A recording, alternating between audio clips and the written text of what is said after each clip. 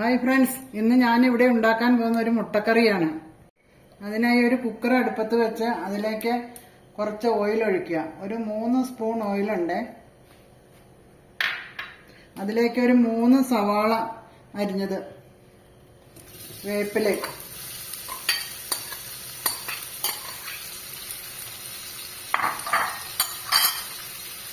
കുറച്ച് ഉപ്പുമിട്ട് നന്നായിട്ട് വഴറ്റുക.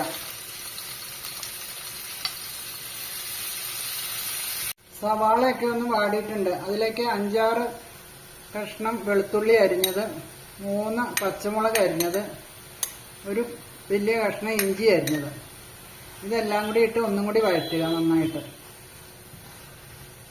സവാളയൊക്കെ നന്നായിട്ട് വാടി വന്നിട്ടുണ്ട്. എന്നിട്ട് തീ കുറച്ച് വെച്ചിട്ട് അതിലേക്ക് മല്ലിപ്പൊടി 1 ടേബിൾ സ്പൂണാണ്, മുളക് പൊടി 1 ടേബിൾ സ്പൂൺ, കുരുമുളക് പൊടി 1/2 ടീസ്പൂൺ, ഗരം മസാല 1/2 ടീസ്പൂൺ, മഞ്ഞൾപ്പൊടി 1/4 ടീസ്പൂൺ,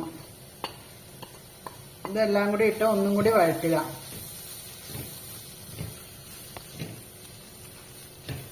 മുളക് പൊടിയൊക്കെ നന്നായിട്ട് മൂത്തിട്ടുണ്ട്. അതിലേക്ക് ഒരു തക്കാളി അരിഞ്ഞതിട്ട് ഒന്നും കൂടി വഴറ്റുക.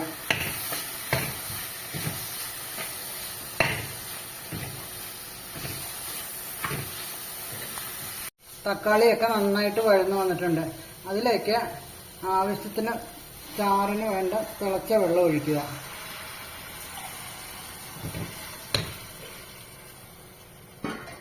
എന്നിട്ടിത് മൂടി വെച്ച് കുറച്ച് നേരം വേവിക്കണം.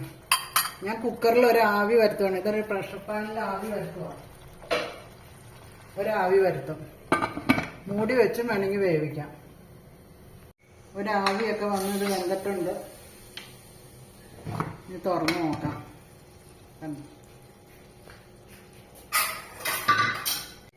ഇതിലേക്ക് തേങ്ങയുടെ പാല് ചേർക്കുക. ഇത് ഞാൻ പാൽപ്പൊടിയാണ്, കോക്കനട്ട് മിൽക്ക് പൗഡറാണ് കലക്കി ഒഴിച്ചേക്കണം, 2 ടേബിൾ സ്പൂൺ. പയ്യെ ഒന്ന് തിളച്ച് വരുമ്പോൾ ഇറക്കാം.